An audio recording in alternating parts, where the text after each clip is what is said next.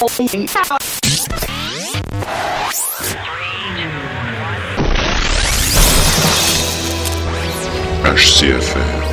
le podcast autour du cinéma.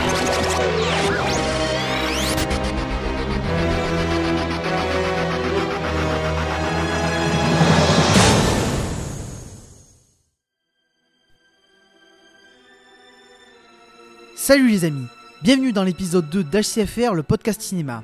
Je suis Clément, toujours accompagné de mon acolyte Xavier. Salut Xavier, comment vas-tu ? Bonsoir tout le monde, salut Clément, ça va très bien. Aujourd'hui nous allons parler des comics au cinéma et plus spécialement des épisodes Marvel. Pour en débattre, nous recevons deux invités d'exception.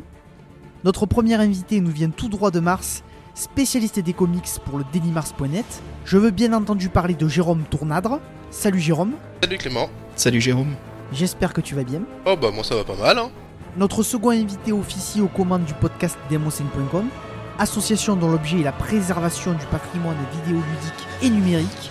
Passionné de comics de longue date, voici Belasco. Salut Belasco. Salut les kids. Ça va ? Eh bien écoute, ça va super bien. Merci d'avoir accepté notre invitation. Merci de m'avoir invité. J'espère que je vais pouvoir parler de ce que je connais sur les comics, même si je suis pas tout à fait au taquet dernièrement, mais bon. Avant d'entrer dans le vif du sujet, nous allons un petit peu parler des comics. Même s'il existe de nombreux fans de la franchise Marvel, on peut dire qu'en France, la culture comics a été dominée pendant très longtemps par DC, avant l'arrivée des films Marvel qui ont mis en avant tous les héros de l'univers construits par l'éditeur. C'est ça. Alors Jérôme, est-ce que tu peux nous parler un petit peu de l'arrivée des comics en France ? Ce que tu disais est tout à fait vrai dans le sens où en effet avant que les premiers grands films Marvel arrivent en France, au niveau du grand public on connaissait moins.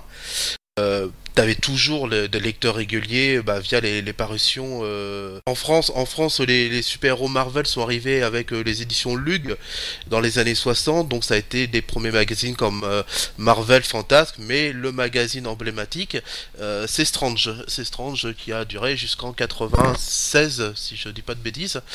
Et puis avec toute une flopée derrière, Strange, Special Strange, Titan, Nova, et donc Nova. Là, on retrouvait les aventures de Spider-Man, de Daredevil, des X-Men bien sûr dans Special Strange, de Hulk, Hulk justement pour le coup c'était un autre éditeur, c'était chez Sage Édition, c'était Artima, voilà. Donc t'avais tout un public quand même qui connaissait l'univers Marvel, parce que quand Strange s'est arrêté en 96, c'est Panini qui a repris la licence Marvel et qui a perduré. Donc on a une présence au niveau des kiosques et peu après aussi en librairie de l'univers Marvel qui est très présent, quoi. Il y a une grande force par rapport à l'univers d'ici. Et paradoxalement, autant le grand public connaissait peu l'univers Marvel parce que tu n'avais pas une présence en dehors du kiosque de la bande dessinée, autant l'univers d'ici, lui, via des films comme les Batman de Tim Burton, via tous les dessins animés qui ont marqué des générations pour le coup, les Batman, le Batman, le Superman après, des choses comme ça. Donc on a cette situation paradoxale un peu avant que les premiers films Marvel arrivent, qui est que le grand public connaît très peu l'univers Marvel et un peu mieux l'univers d'ici, alors que en kiosque, en bande dessinée, l'amateur de bande dessinée, lui, connaît beaucoup plus l'univers Marvel que l'univers d'ici. Moi, je situerais le point de départ, on va dire de la reconquête de Marvel au cinéma, avec les X-Men en 2000. Mais je pense plus que la date c'est 98 et c'est Blade. C'est le film Blade. On l'oublie souvent, mais c'est probablement le premier adaptation d'un comics Marvel, mais vraiment librement adapté là pour le coup, parce qu'il y a une grande différence entre le film de Norrington et le comics. Et qui cartonne et on l'oublie souvent parce que 2 ans après vraiment tu as les X-Men et là c'est la grande franchise, c'est la poule aux odeurs de Marvel qui est adaptée au cinéma. Mais Blade pour moi ça a été le truc, l'étincelle qui a prouvé à Marvel qu'ils pouvaient enfin aller au cinéma et balancer leur sauce, quoi.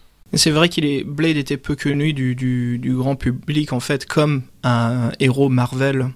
Oui. Et c'est là, en fait, c'est plus amateurs et fans comme nous qui connaissons un peu mieux l'univers Marvel que là, ça nous a sauté aux yeux de voir en fait un héros un peu plus obscur de l'univers Marvel qui apparaît en fait dans son propre film.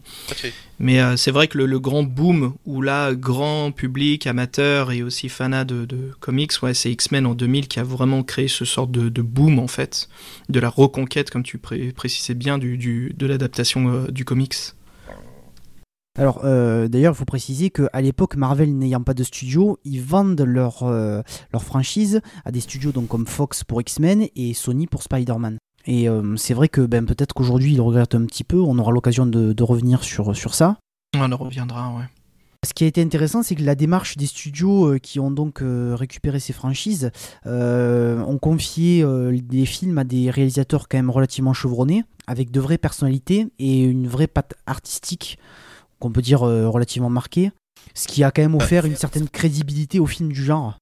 Tu vois, pour revenir sur l'exemple de Blade, il est totalement marquant parce que non slement adaptation d'un personnage, c'est une bonne adaptation, mais même pour un public plus large, ça a été un film qui a été assez incroyable.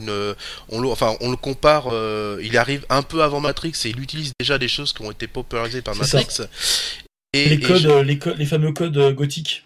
Voilà, exactement. Et j'ai aussi envie de dire un truc assez incroyable quand vous le comparez, et on s'en souvient beaucoup moins maintenant, mais Blade est sorti quasiment un an après Batman et Robin. Regardez la différence entre Batman et Robin. Regardez avec Blade 2, on croirait qu'il y a 10 ans de différence, quoi, pour moi, de 10 ans d'écart. C'est un autre traitement, je pense. Je pense que c'est un autre traitement, c'est le côté réaliste, alors que Batman et Robin étaient volontairement pop. Oui, mais même, je pense, au niveau de la qualité, même en dehors du traitement, même la qualité de quoi, de qualité de production ? La qualité de production, la réalisation, la mise en scène. Enfin, t'as pas l'impression de voir deux films qui ont à peine un an d'écart, tu vois. J'ai cette impression-là. C'est comme tu disais, Belasco, c'est ce côté en fait où le Batman et Robin, c'était un peu cet hommage en fait à la saga à l'époque d'Adam West Batman. Hein. C'est la série des années 60-70, ces couleurs un peu flamboyantes, ces choses qui sortent un peu. Et puis en effet, après on a Marvel qui est un peu comme l'ado émo gothique qui arrive dans la salle, hein, le nouvel élève qui montre bien. Non, il y a ce genre-là, on peut montrer ce côté là des personnages de comics, c'est pas obligé d'avoir toujours plein de couleurs, on peut reprendre un peu la thématique ou le sérieux de Batman en 89 en même temps en ajoutant un peu tout ce qui faisait le Superman de Donner, hein, comme en 78, ce côté un peu sérieux, de montrer que on est là pour s'amuser, mais en même temps on va vous présenter un scénario intéressant, une enquête, une intrigue, quelque chose. Et c'est vrai que le Blade là-dessus montre bien en fait qu'il a une place au niveau des adaptations cinématographiques des comics, ouais. Complètement. Surtout que, encore une fois, il arrive un an avant Matrix et il pose, pour moi en tout cas, il pose les bases de ce que sera Matrix. Parce que clairement, je trouve qu'il baigne plus ou moins dans un univers assez semblable, sans même parler d'Underworld ou quoi que ce soit. Mais moi qui suis un grand fan et de Blade et de Matrix, voilà, j'ai trouvé tout ce qui était précurseur de Matrix, plus que ce qu'on va retrouver plus tard dans d'autres films, ou alors éventuellement les Batman de Nolan, je sais pas, peut-être. Mais t'as tout à fait raison, moi je trouve même, tu vois, avec le recul, t'as l'impression que Blade et donc Matrix, mais Blade va préfigurer le cinéma d'action tel qu'on l'a eu après pendant peut-être 10 ans, tu vois. C'est ça, avec le kung-fu, etc., tout ce qui est récupéré. Voilà. Exactement. C'est vrai que ça devient une partie importante du construction de l'action, toutes ces séquences de chorégraphie. Il faut tout de suite donner ce rythme, comme si on lisait un comics, quoi. Il se passe toujours quelque chose, on est toujours dans l'avancement du script avec de l'action, quoi. Il n'y a pas un moment où on s'ennuie, on ne lâche pas le téléspectateur, le public, on doit lui montrer en fait que tu es dans l'action et tu vas y être jusqu'au bout. Un parti pris graphique totalement assumé de A à Z, toi, t'as pas une espèce de produit standardisé, tu vois, le premier Blade, c'est carrément de la black exploitation remis au goût du jour, quoi. Complètement. Mais ouais, mais c'est vrai, j'y ai jamais pensé, quoi. C'est un peu ce revival de blaxploitation, quoi. Ouais, qui est arrivé quasiment avec ça, et que...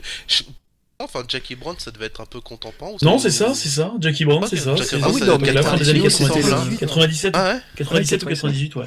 C'était le Tarantino qui voulait justement rendre hommage et ramener un peu ce côté blaxploitation, mais justement avec plus le black et moins l'exploitation, quoi. Ouais. Wesley Snipes, quoi, le tueur de vampires. This summer, see a black guy kill vampires. Non, mais ce qui était assez casse-gueule, c'est que souvenez-vous, messieurs, en 97, il y a eu, alors personnellement je suis fan de l'univers Image, mais il y a eu Image Comics, mais il y a eu une adaptation de Spawn. Et qui était plutôt. Qu'est-ce que c'était triste. Exactement, c'était triste et c'était plutôt malvenu. Raté. Complètement. Alors le casting n'était pas foncièrement mauvais, les effets spéciaux, moi au niveau, je trouvais pas dégueulasse, mais le scénar était pourri. Tu sais, il y a eu un 2, non? Il n'y a pas eu un Spawn 2? Non. Il y a toujours eu un projet, McFarlane a toujours voulu le faire, mais... Non. Non, faut pas déconner, non. Par contre, la série d'animation que HBO avait diffusée produit est magnifique, quoi.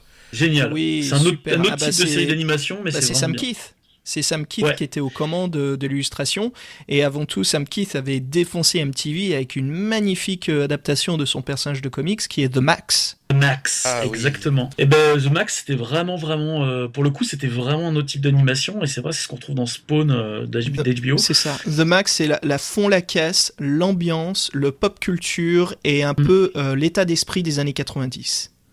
Et encore une fois, un personnage Image. Comics. Et un personnage Image quand même qui nous a introduit les Wildcats, je veux dire tellement de personnages emblématiques des années 90. Image pour moi c'est ceux qui ont maîtrisé les 90s héros et d'où je dirais même X-Men avec aux commandes à l'époque des années 90s avec Jim Lee qui était un passionné amoureux du système Image et qui a justement voulu rendre hommage. Il fait partie des cofondateurs, mais d'ailleurs, si tu regardes bien, ceux qui ont fondé Image en 92, ce sont que des anciens de Marvel. Todd McFarlane, Ron Liefeld, Jim Lee, Will Sportaccio, Mark Silvestri.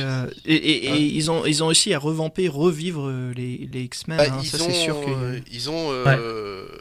Enfin, le set Image a été une bouffée d'air dans le, pour les lecteurs, c'est sûr. même pour la production en elle-même, qui a permis quand même aux auteurs cette fois d'avoir une structure solide pour pouvoir asseoir et avoir leur propre production. Je veux dire, si maintenant, aujourd'hui, on a des productions comme Walking Dead, comics, donc Walking Dead, je prends Invincible, voire peut-être Hellboy c'est du Vertigo, mais tu vois des productions comme ça vraiment de créateurs qui leur appartiennent, c'est parce que Image a pu apporter cette impulsion en 90. Après, moi au niveau artistique, j'ai beaucoup à dire sur les créations Image qui je trouve belles, mais alors ne sont assez du vide, mais ça a été vraiment c'est des avec groupes le long terme de héros.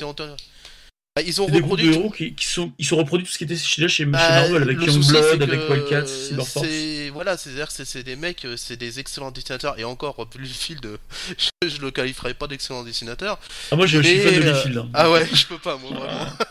Mais par contre c'est peut-être là qu'ils se sont rendus compte qu'il faut aussi un scénariste, quoi, et qu'ils savait cloner ce qu'il savait faire, mais il savait pas écrire un peu derrière, quoi. Et c'est là où Topco a tiré son épingle du jeu. Parce qu'avec Darkness et Witchblade, ils ont réussi à faire des trucs. Ça, et puis derrière, t'as Production Wildstorm, et quand t'as Warren Ellis qui arrive sur Stormwatch, on en discutait avec quelques amis de fans de comics il y a quelques jours encore, on se rend compte actuellement que le Stormwatch où Warren Ellis arrivait a posé tout ce qui est ce qu'on connaît dans les super-héros maintenant, quoi. C'est pas lui qui faisait The Authority voilà, mais en fait The Authority, tu trouves la racine de The Authority dans Stormwatch. The Authority, c'est un espèce de spin-off, grosso modo, je consulterai, de Stormwatch, où c'est les personnages que tu vois de The Authority sont apparus dans Stormwatch. Il est apparu, Warren Ellis a fait apparaître, a travaillé là-dessus, et après a basculé sur The Authority, sur Planetary, et tout le traitement, les thématiques qu'il a balancé là-dedans, et notamment l'interventionnisme du super-héros qui est beaucoup plus poussé, tu en retrouves maintenant des traces partout dans la production mainstream de comics, quoi. C'est assez incroyable à ce niveau-là. Tout à fait. Et même au niveau du graphisme, l'ambiance. Chez Marvel, ça s'est révolutionné ces dernières années. On retrouve notamment un graphisme, je sais pas si vous aviez lu Preacher, notamment de Steve Dillon, magnifique série. Qui après, moi ce qui m'a enchanté, alors Preacher est génial, mais après ce qui m'a enchanté, c'est leur reprise dans les Marvel Knights du Punisher, de Garth Ennis et donc Steve Dillon. Et on retrouve et on retrouve ce graphisme un peu inspiré de la BD franco-belge, enfin en tout cas européenne, et un graphisme un peu plus pop et un peu plus entre guillemets réaliste, même s'il l'est pas, enfin c'est bizarre, avec des couleurs plus ternes, et on retrouve ça maintenant chez Marvel, assez étonnamment. Ça a complètement changé en fait en 15 ans. C'est comme le mouvement qui s'est créé chez DC 70-80 avec Animal Man et Doom Patrol, quoi. C'était ce côté où justement on faisait des histoires un peu plus comment dire, matures, avec un nouveau dessin, une nouvelle patte. Et en fait, c'était un peu, sans vouloir, c'est devenu un peu la machine à fabrique de DC, un peu ce nouveau mouvement qui était entré dans le Modern Age. En fait, et c'est ce qu'on a retrouvé. Ouais, c'est ce qu'on voit là en fait chez Marvel pas ces temps-ci, mais il y a quand même moins de 10 ans. Comme tu disais, Belasco, en fait, cette remise en forme, cette comment dire, on sent que les artistes en fait derrière, qui ont le choix des directions à prendre, se rendent compte qu'il y a non seulement le fait de vendre, mais aussi on peut vendre ses comics avec une touche d'art en fait. On peut faire attention aux produits qu'on vend. Marvel fait vraiment attention à ça. À titre personnel, je regrette les comics de la première moitié des années 90, notamment avec les Jim Lee et Joe Madureira, etc. Je regrette cette époque. Moi, j'adorais cette époque très.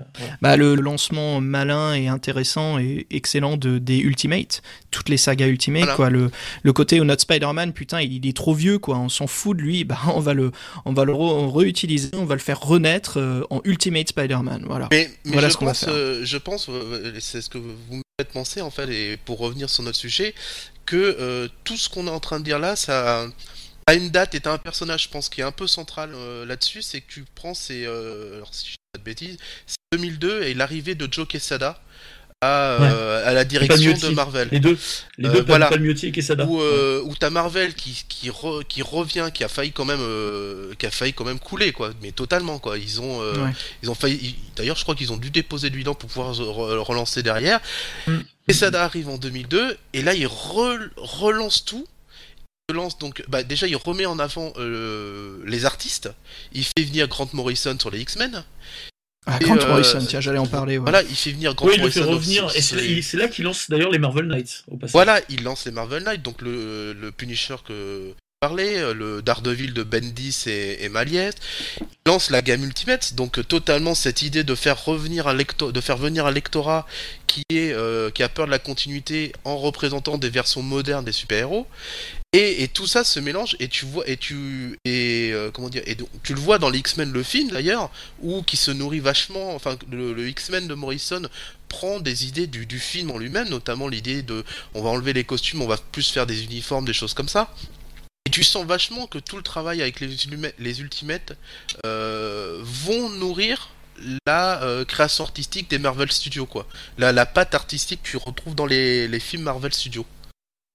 Ça c'est intéressant, c'est vrai, parce que justement cette patte qui a été mise en avant dans Marvel, donc aux concurrents, comme on disait plutôt, un peu moins, enfin plus connu en France au grand public, qui est la patte DC. DC en Amérique a pris une autre approche et en fait DC a un peu sombré fin 80, je veux dire leur personnage était un peu trop vieux, il y a eu quand même la résurrection avec le Silver, enfin du passé du Golden Age au Silver Age, mais il y a eu vraiment cette remise en forme à l'aide d'une série télé grandiose avec une magnifique production, derrière une équipe d'artistes incroyables comme Bruce Timm, Paul Dini, qui est bien sûr la série animée de Batman The Animated Series.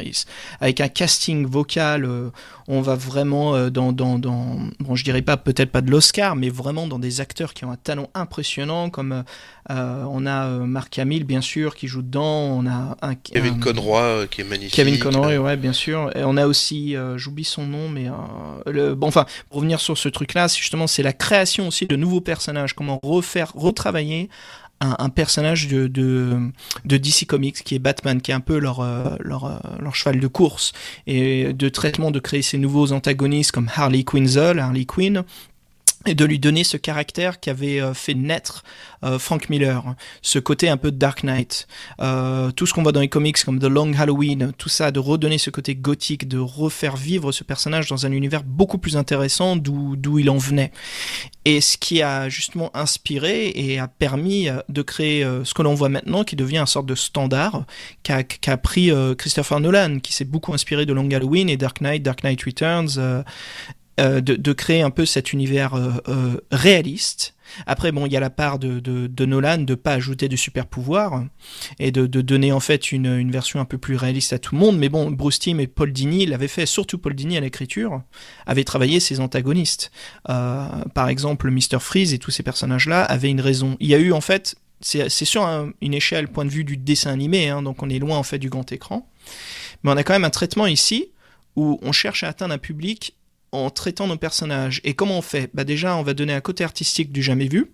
On va aller voir des studios japonais, des dessinateurs à la base de manga, mais qui vont travailler sur une série américaine, et pas des studios thaïlandais ou chinois pour l'animation. Un choix très spécifique. La Fox, bien sûr, qui hésite, et pourtant qui comprend bien l'importance, hein, via le débat de Bruce Timm et Paul Dini là-dessus, et qui nous permet de voir au jour une série magnifique de dessins animés qui, je trouve, moi, a beaucoup inspiré les adaptations cinématographiques aujourd'hui de DC. Je sais pas si vous voulez débattre là-dessus, les gars. Moi, je voulais vraiment parler de cette série télé, hein, qui, je sais pas en France. Moi, j'étais en Amérique pendant ce temps-là, et je sais pas si elle a bien marché en France. Alors, non, mais simplement en France, elle a marché parce que elle était sur un créneau horaire très porteur. À l'époque, elle passait le samedi en fin d'après-midi sur Canal+, en clair, et elle passait dans Décode pas Bunny, je crois, donc le truc Warner avec tous les Toons. Et sa carte, non pas sa cartoon, Décode pas Bunny, sa cartoon c'est dimanche soir. Ah oui, ouais. Je confonds. Et donc en fait, il passait à l'époque les Tiny Toons ou les Animaniacs, et il y avait Batman. Donc c'était selon par période en fait. Quand ils avaient fini une série, ils en passaient. J'ai dit une connerie en fait. J'ai dit la Fox, mais c'est la Warner. C'est la Warner. C'est la Warner, bien sûr, le fameux symbole qui devient le blip, les lumières du blip sur le toit de l'immeuble. De toute façon, Warner possède des adaptations d'essais depuis la nuit des temps. Donc ça passait à ce moment-là, donc d'où le succès, notamment aussi pour les fans de NBA, parce que j'en fais partie. On regardait les matchs de basket, et puis après, le samedi après-midi en clair, et après il y avait des Copa Bunny. Donc on avait l'après-midi en fait sur Canal, à l'époque, à l'époque, et quand je dis basket, c'était la grande époque de Michael Jordan, donc voilà. Et George Eddy, si je me trompe pas, non Et George Eddy, exactement. George Eddy, yeah, c'est ce qu'il faut, ouais. Oh là là, voilà. Et donc en fait, Batman passait et il avait un franc succès. Et aujourd'hui, quand tu en parles avec des congénères en fait qui ont le même âge, tout le monde a vu Batman, la série animée, et elle a marqué durablement les gens qui étaient donc jeunes à l'époque, parce qu'il y avait des mini traumatismes dans la série, parce qu'elle était assez dark en fait.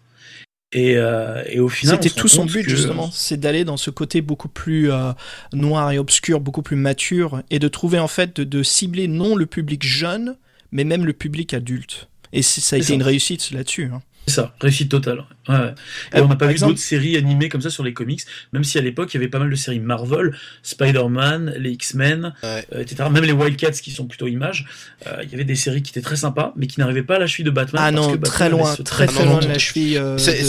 Le rayonnement du Batman de Tim et Dini dépasse même les frontières, parce que tu as beaucoup de réalisateurs japonais qui revendiquent l'influence de ce Batman, quoi.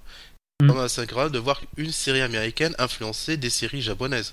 Mais par exemple, Scott Snyder admet son amour pour cette série, et d'où le fait qu'il s'en est inspiré. Pareil pour Nolan. Nolan dit bien qu'il reprend énormément d'exemples de la série animée Batman. Et donc pour revenir à ce que disait, je crois que c'est toi Belasco, moi je vois dans les boutiques de comics aussi actuellement, t'as une génération un peu la nôtre de trentenaires, et t'as une génération aussi de gamins de 12, 13, 14, 15, 16, 17 ans, tu vois. Ces mecs-là, ils ont été aussi bercés par le Batman, parce que tu as eu la première diffusion, mais tu as eu une énorme France 3 après, le samedi, le dimanche matin, qui a bercé aussi des gamins. Derrière, tu as eu le Superman, et Paul Dini aussi à l'écriture, et tu as eu la Justice League, qui est... Alors, le Batman, je l'adore, le Superman est magnifique. La Justice League, c'est grandiose, quoi. La Justice League, super concept de ce double épisode, parce que les scénarios voulaient être beaucoup plus importants qu'un 17-20 minutes, donc partir sur deux. Alors intéressant, Bruce Timm, bien sûr, toujours aux commandes, mais par contre, Paul Dini ne revient pas sur tous les épisodes à l'écriture. Sur Superman, il en écrit 5 ou 6 de mémoire. Ouais. Voilà, il supervise pas le... Revenons-en un petit peu à Marvel. Le début des années 2000 signe l'arrivée de Marvel au cinéma, principalement grâce à X-Men de Bryan Singer, qui donc, comme je l'avais dit au début du podcast, est quand même un réalisateur plutôt chevronné. Il arrive aux commandes d'X-Men après avoir bossé quand même sur Usual Suspect, qui reste quand même à ce jour, je pense, un des meilleurs films du genre. Voilà, exactement. Et qui arrive tout à fait à bien ressortir du genre avec par exemple Valkyrie. Ouais, complètement. Et juste avant X-Men, il faisait Un élève doué, l'adaptation d'une nouvelle de Stephen King. Déjà avec Ian McKellen. Ouais, c'est ça qui est bien pour sa carrière, c'est que ce n'est pas un réalisateur que pour les films de comics. Il s'est bien démarqué en fait pendant cette phase. On sent en fait ce côté où le réal, avant tout, pour pas finir, un exemple un peu méchant, mais comme les acteurs de Star Trek de la série d'origine, où t'es marqué, t'es timbré, en fait, tu ne peux faire que ça. Et je pense que revenir sur le point de vue de l'aspect des réalisateurs, voilà, avant tout, Singer voulait bien se montrer au grand public. Non, je sais faire autre chose, et justement a réussi à montrer ça au studio, ouais. Et c'est vrai qu'il nous propose les 2 premiers volets d'X-Men sont quand même relativement réussis. Je sais pas ce que vous en pensez. Je trouve que j'aime pas. Le deuxième pour moi c'est la réussite en fait du comic book movie. Ah ouais. C'est un film qui a de l'action, avant tout oui bien sûr de l'action, mais quelque chose d'intéressant, qui est amusant, qui nous apporte vraiment en fait l'essence même de ce que le grand public pense qui est le comic book. Et aussi un film qui peut plaire, qui apparemment aussi a plu aux fans de comics. On est toujours un peu dans une déviation des origin story, mais on est aussi dans un film cette fois qui comprend un peu mieux justement le comic book movie. Ouais, pour moi, il est trop grand public, perso. C'est pour ça que j'aime pas du tout les X-Men. J'ai trouvé justement que c'est le premier qui est trop grand public.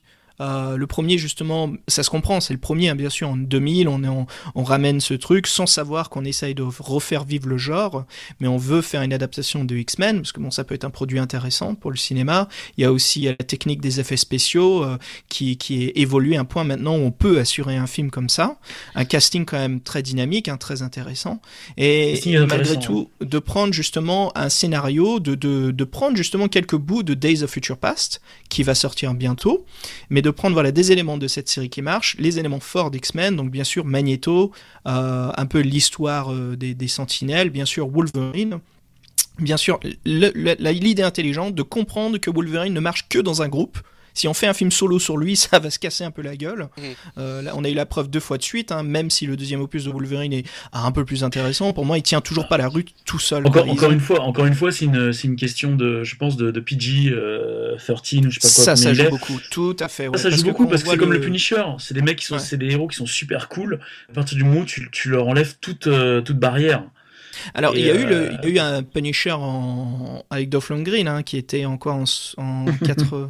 qui faisait de la moto dans les égouts 89, voilà, il y a eu qui était un petit peu violent, toujours, voilà. Mais bon, il y a eu aussi un direct DVD qui était Punisher Warzone, qui est sorti après je vais me permettre de le dire, c'est ce que je pense, la bouse qui est sortie. Ouais, voilà. Et c'est celui que je préfère de Punisher, celui avec Thomas Jane, parce que le mec, et on l'a vu sur son court-métrage, était vraiment passionné par le personnage. Après, ce qu'ils en ont fait est plus moyen, mais je trouve que le film avec Thomas Jane, je trouve pas que ce soit une bouse.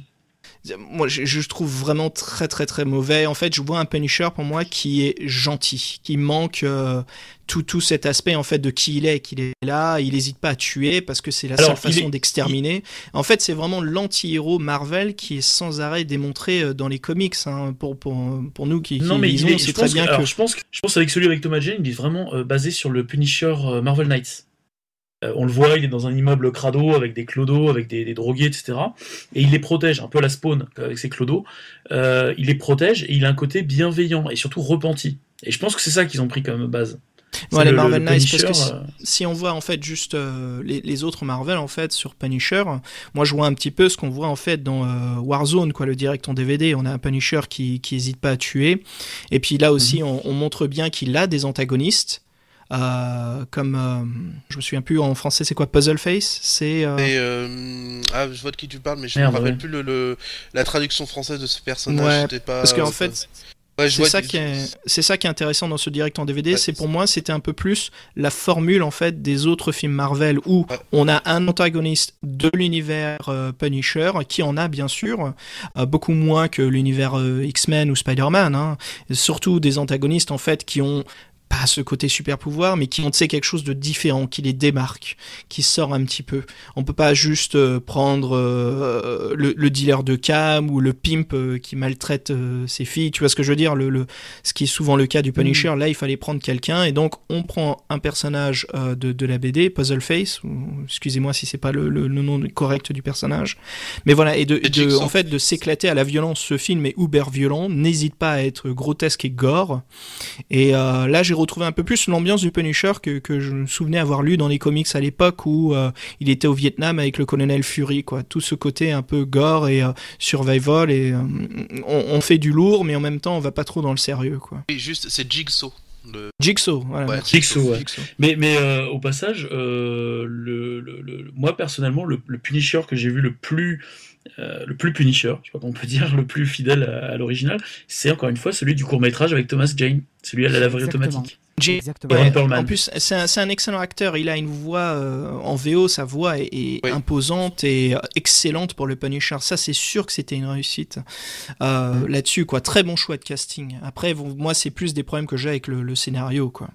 Qui est, encore une fois, on change l'origine story, ce qui n'est pas nécessaire, hein. L'origine marche très très bien. De toute façon, ça, c'est un autre point, on peut en revenir plus tard, mais c'est le traitement des origines story, quoi. C'est pour ça que quand tu vois le court-métrage, vraiment, tu te dis, mais franchement, ce qu'ils auraient pu faire et ce qui finalement a été fait exactement, à l'époque. Mais quand tu vois ce court-métrage, tu te dis, waouh, franchement, là, tu m'offres 10 minutes magnifiques, tu peux m'offrir 1h30 merveilleuse, quoi. Ouais, et c'est là où on a une question du budget, de production, que ce ne sont pas toujours les artistes qui prennent les décisions, et puis la formule d'Hollywood aujourd'hui... Tu feras pas d'entrée avec un film comme ça, c'est restricted. Tout à fait, c'est ça le problème, quoi. C'est que c'est trop un truc par les fans pour les fans, quoi. Ça risque ça cible un public qui sera content et qui verra ça comme un chef-d'œuvre de l'adaptation, mais le problème c'est que ce public-là, c'est pas le public intéressant qui justement fera la vente des tickets, quoi. C'est pas celui-là qui va amortir le budget du film. Tout à fait. T'arrives au paradoxe du truc de toute façon. Tu peux pas proposer un spectacle de qualité, que ce soit au niveau du scénario et du visuel, sans mettre le pognon qu'il faut. Et à partir de ce moment-là, tu fais pas un film non plus pour le plaisir.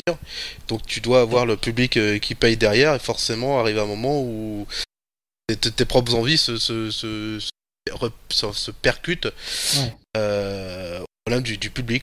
Enfin, tu dois avoir le public qui doit venir, quoi. Et puis aujourd'hui, sur un film comme ça, t'es jugé ultra réac, parce que le Punisher, il est très réac dans son truc.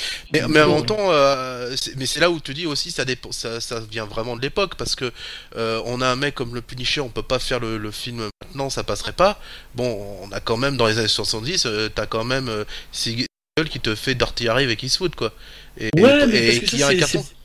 Et là, vraiment, c'est notre époque, même les années 80 ça passerait, hein. Les années Reagan ça passe crème, hein. Regarde Robocop, on arrive quand même à faire un truc super avec Robocop sans trop de problèmes, quoi. Enfin, sans trop de problèmes, avec un succès et avec un message qui est très fort là-dessus. Mais là on arrive peut-être aussi au fait que il faut le talent d'un réalisateur qui savent jouer les contraintes du studio et passer son truc, quoi. Le succès aussi de Robocop avant tout, c'est son côté réaliste avec l'époque quand il était sorti ce film. C'était vraiment le film portrait la ville de Détroit comme une ruine, mais à savoir c'est qu'à l'époque c'était vraiment le cas.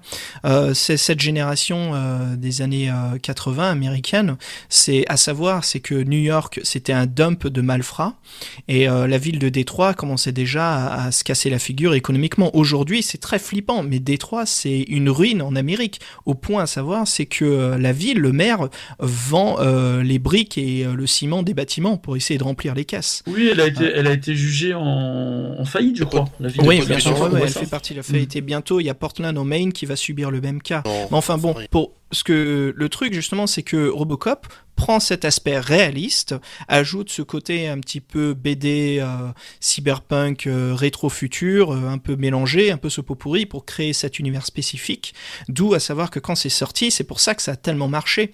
Il y avait ce côté un peu pulpe de la comics et de la BD, mais pourtant mélangé à un univers qui est très très réaliste. Et justement, c'est là où on aide un petit peu la chute, la descente sur le réalisme, c'est qu'on a un personnage irréaliste, et qui est pourtant là pour faire la loi. qui est là pour régner et faire créer ce régime. Marvel, justement, trouve un juste milieu entre ces deux personnages-là. D'un côté, on essaye de reprendre la vie réelle, le monde réel aujourd'hui, et d'ajouter ces personnages. Et de plus en plus, ils essaient d'adapter cette formule.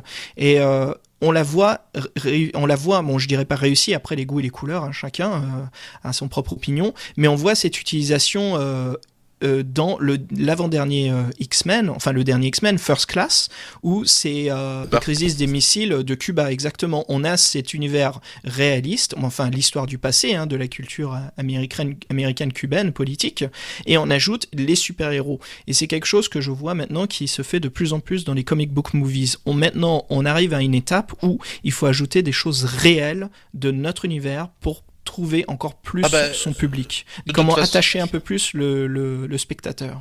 Je suis tout à fait d'accord, et tu vois que ça a été un des ingrédients de pourquoi maintenant les films de super-héros, c'est les gros blockbusters, c'est ce qui fait ramener du monde.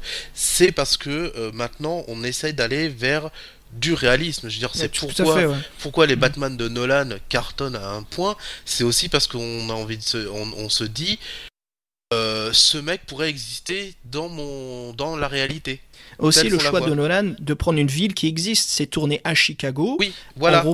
Et il n'hésite pas à faire comme Tim Burton, où Tim Burton avait créé des plateaux pour créer la ville fictive de Gotham. Là, oui, Chicago s'appelle Gotham City, mais Nolan n'hésite pas à prendre des plans aériens, des stock shots de la ville de Chicago, comme quoi ça me dérange pas.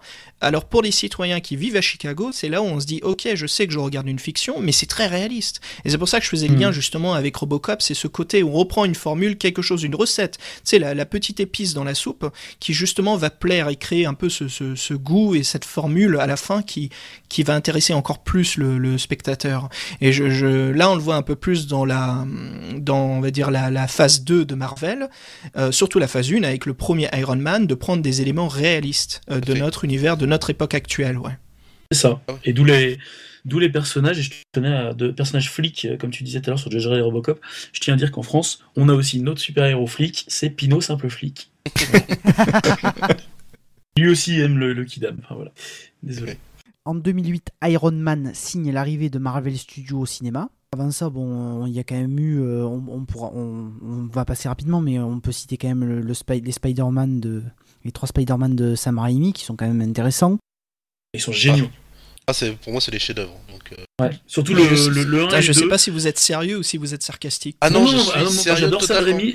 D'une part, j'adore Sam Raimi, et pour moi, Spider-Man 2, le 1 aussi, mais surtout le 2, c'est les meilleures adaptations all-time comics qui puissent être possibles. Tout à fait d'accord avec toi. Tu vois, si je te donnais un top 3 de mes films préférés adaptés de comics, et dans mon chef-d'œuvre, il y aurait en premier le Superman de Donner. Il y aurait en troisième le Batman Returns de Burton, et en deuxième c'est le Spider-Man 2 de Raimi. Pour moi c'est un chef-d'œuvre quoi.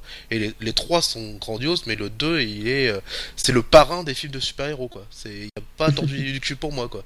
Je crois qu'on n'a jamais fait mieux depuis Raimi quoi. En effet, je veux dire, la création de Steve Ditko et Stan Lee, hein, c'est un peu le personnage emblématique.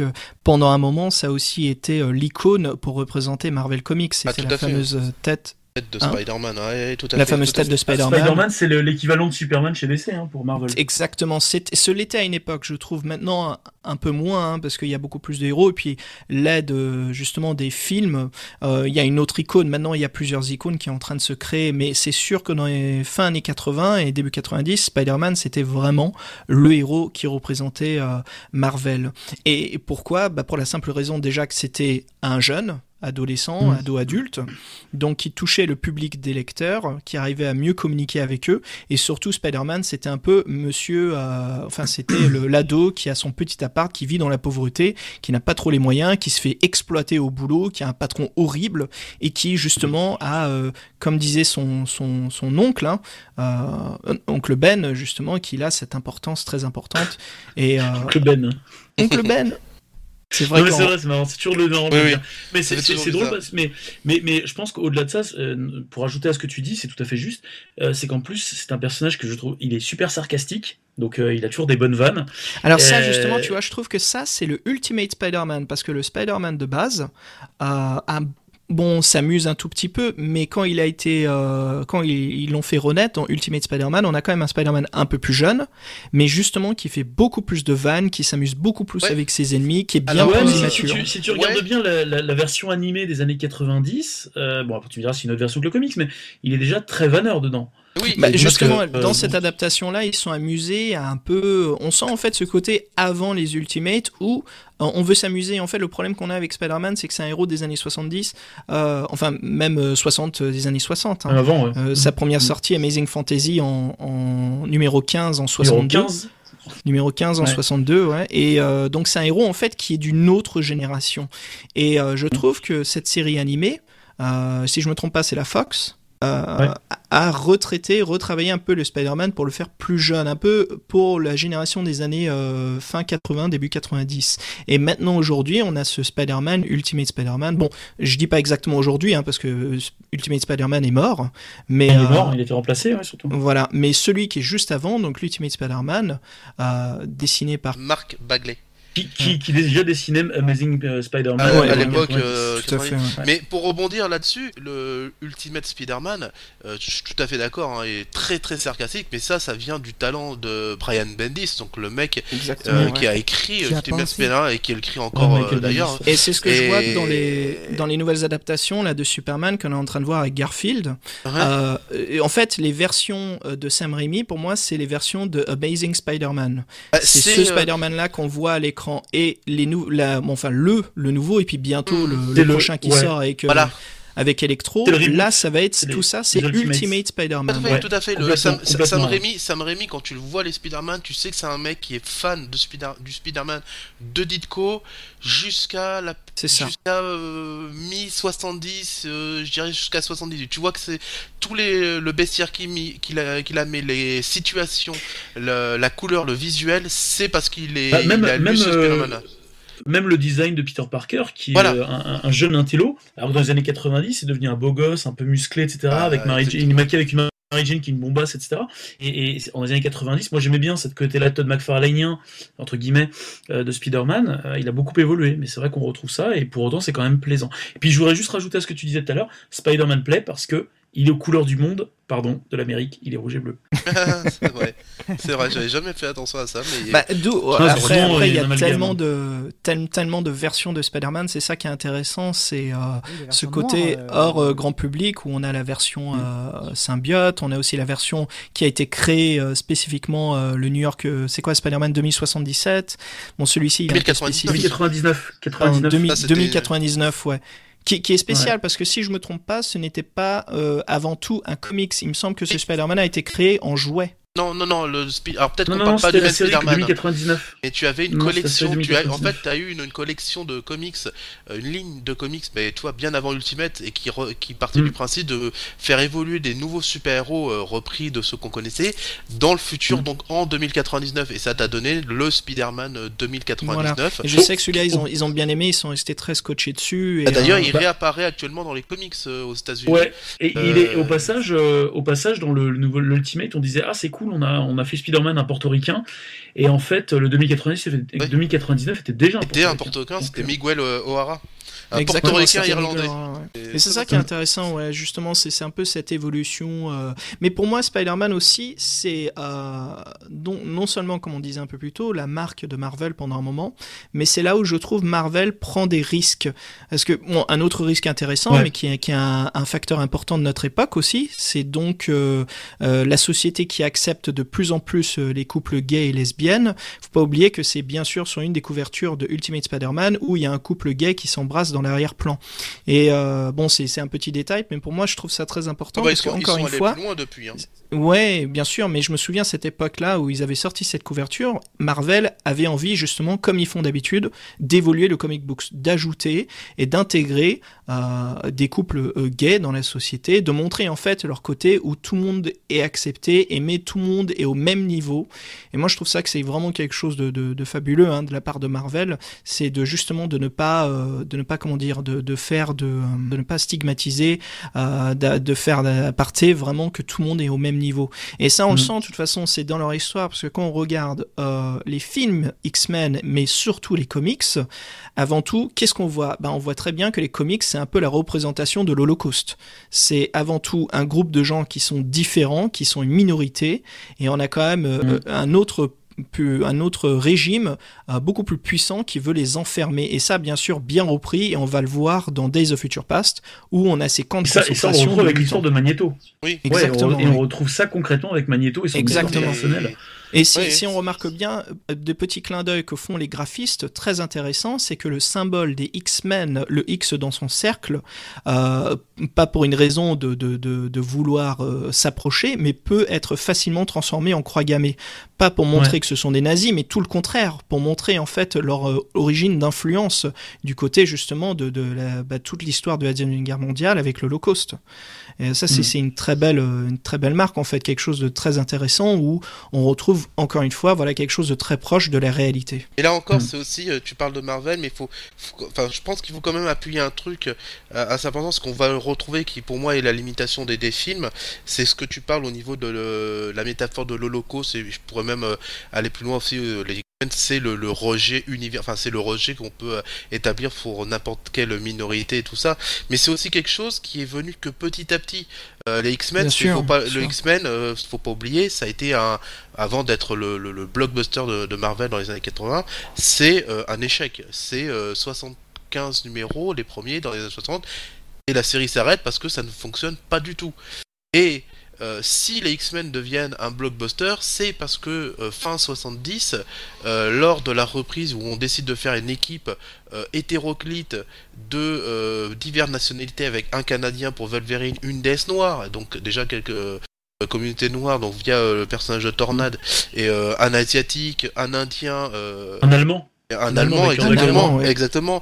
Donc déjà, c'est quelque chose, mais c'est parce que aussi derrière, tu as Chris Claremont, le scénariste X-Men qui a resté 17 ans dessus, et Claremont qui a fait revivre X-Men, Voilà, et c'est Claremont qui amène les origines, le traitement de Magneto, parce que quand Magneto revient aussi dans les X-Men au début, Claremont, c'est encore le méchant de base, et c'est Claremont qui va petit à petit le pousser, le travailler pour te faire présenter la victime du génocide. On ne peut pas voir reproduire ça sur les mutants, et qui va se mettre en opposition totale idéologique avec Xavier.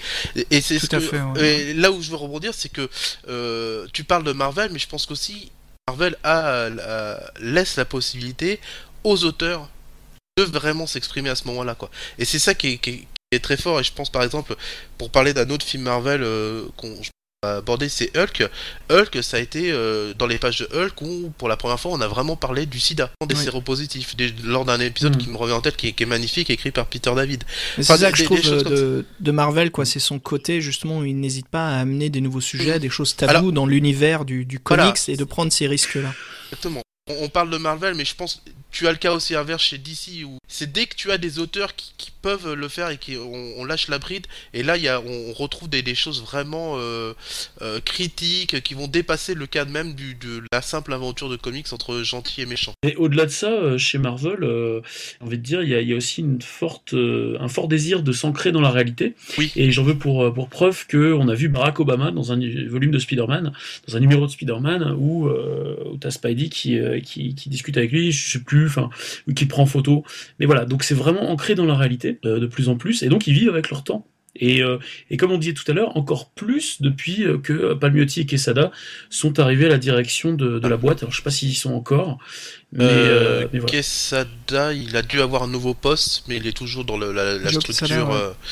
La structure, elle est peut-être moins, il chapeaute un peu moins impliqué. Le truc. Mais il est toujours là-dedans, quoi.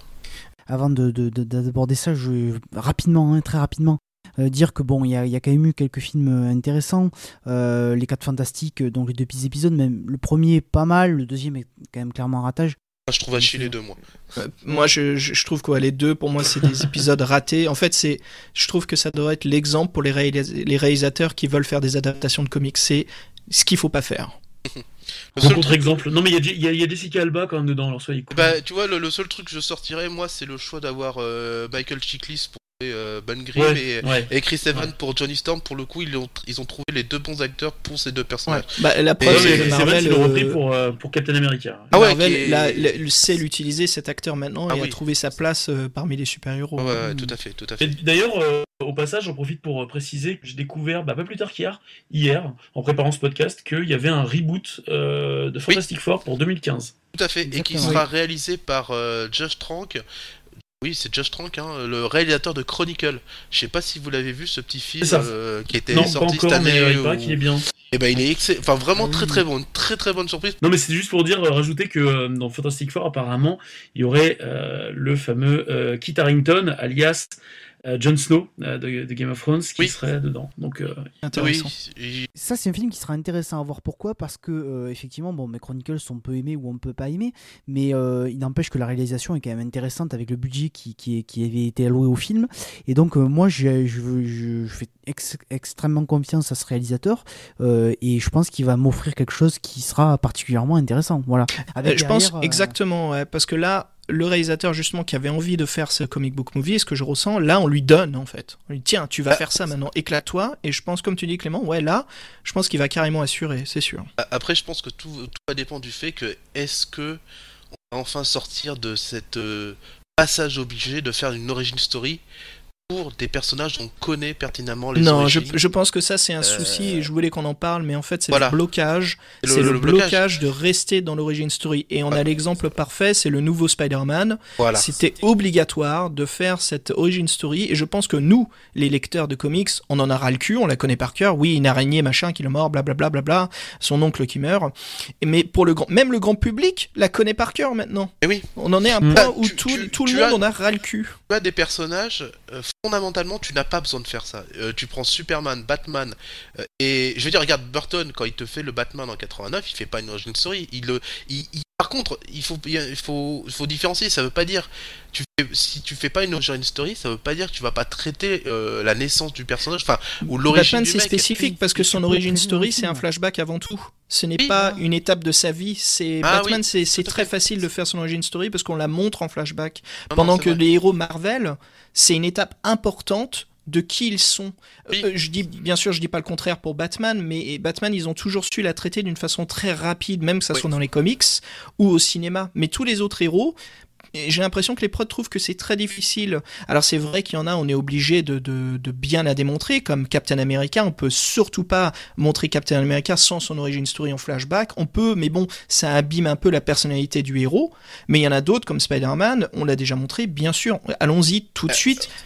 Voilà, c'est fait. Pour prendre l'exemple le Daredevil de Steven Johnson, pour le coup, l'origine de Daredevil, elle est traitée en 5 minutes. 5-10 minutes, c'est Ben Affleck qui te raconte vite fait comment sont venus comment il a maîtrisé ses pouvoirs, et tout le reste, c'est les aventures de Daredevil à une époque où il va rencontrer Elektra et tout ça, quoi. Alors, là, t'as pas l'origin story. Juste un petit clin d'œil, est-ce que vous le savez, ça, nous qui sommes fans de comics, et est-ce que vous savez que le fameux camion de déchets toxiques qui s'est donc renversé sur le petit Matt Murdock, c'est aussi le même camion qui a fait tomber un déchet dans les égouts, qui ont permis à 4 tortues de se transformer en ninja. Ah, ils avaient fait ça ? Ah, c'est pas mal ça. Et c'est le même camion. C'est toujours le même camion. Ouais, c'est le même camion, et ça, nos deux scénaristes illustrateurs des Tortues Ninja nous l'ont bien montré, que c'est bien le même camion. Et j'ai toujours trouvé ça intéressant. C'est pas Marvel pourtant, les Tortues Ninja. Non, c'est Eastman et Laird. Indépendant, et je crois qu'à la base, en plus, c'était... Ouais, c'était Mirage. C'était il semble de toute façon que les auteurs avaient dit que c'était à la base, Tortues Ninja, une parodie de Daredevil. En fait, c'était... Il me semble qu'à la base, leur projet, la première BD, ils voulaient surtout faire une espèce de parodie, des calques des aventures de Daredevil. Non, en fait, leur but, c'était deux fans, en fait, au Maine, qui aimaient beaucoup les comics, mais qui voulaient créer un peu des héros, ou des sujets qu'ils aimaient bien. Et justement, ils aimaient beaucoup les films de Kung-Fu qui venaient de l'Orient. Et ils aimaient, en fait, ce côté de super-héros créé grâce à des pouvoirs toxiques, en fait, par l'erreur de l'être humain. Et c'est là où ils ont créé, donc Eastman et Laird, ils ont créé leur Tortue Ninja. Et tout a commencé voilà, avec ce premier volume. Et ils aimaient beaucoup en fait les films de samouraï avec ces voix off qui étaient traitées en arrière-plan. Et c'est pour ça que le premier volume des Tortues Ninja a ce côté d'histoire racontée, qui a cet esprit-là, ce côté où on n'apprend pas trop sur les personnages. En fait, on nous conte une histoire de ces tortues mutantes qui se battent contre ce groupe de ninjas dans Manhattan. Mais oui, en effet, juste pour dire que ouais, c'est intéressant de voir comment même l'univers extérieur des comic books, et pourtant ces deux héros-là ont eu des adaptations. Daredevil a eu son adaptation cinématographique, pareil que les Tortues Ninja, dans les années début 90, qui n'était pas mauvais en fait, si on se souvient bien. C'était plutôt une très bonne adaptation. Mais voilà, comme quoi c'est marrant comment l'univers des comics est assez petit finalement et comment les gens s'amusent à garder tout dans la continuité, ce qui est maintenant aujourd'hui une obligation. Ah, maintenant c'est une demande. Juste pour rebondir effectivement sur l'origin story, je pense que pour embrayer sur Marvel Phase 1, l'origin story des personnages était quand même obligatoire. Oui.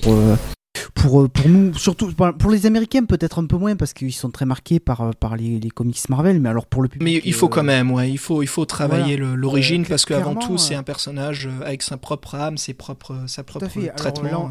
Là on prend Iron Man parce qu'on va commencer sur ça, mais c'est le cas pour Thor, c'est le cas pour Captain America, c'est des personnages qui ne disent totalement rien à un public large européen. Quand Marvel Studios est créé et que le projet Iron Man est lancé, on sait, enfin, je pense pertinemment que le producteur Kevin Feige, qui avait déjà donc travaillé sur pas mal de Marvel en amont, se lance dans l'idée de faire un tout cohérent avec plusieurs films, avec plusieurs super-héros, et commencer des films avec l'origine story, quoi. Voilà. Et donc ça va donner Iron Man. Alors Iron Man qui à ce jour, à mon avis, est l'aboutissement de ce qui se fait de mieux, quoi. Ce qui est fou en plus, c'est que tu vois, quand t'as le projet qui est annoncé, alors je sais pas pour vous, moi de mon côté, c'était vraiment la crainte. Et on sort des Fantastic Four, du X-Men 3, encore de Daredevil, de l'Electra, enfin des adaptations, mais oui, pour la plupart, ou très mauvaises. Et là, on te dit Iron Man, tu fais bon, ok, pourquoi pas. Robert Downey Jr. Ah ouais, bonne idée quoi. Le mec qui sort de 10 ans de cure, de problèmes dans l'alcool, interpréter Tony Stark. Ouais, ça.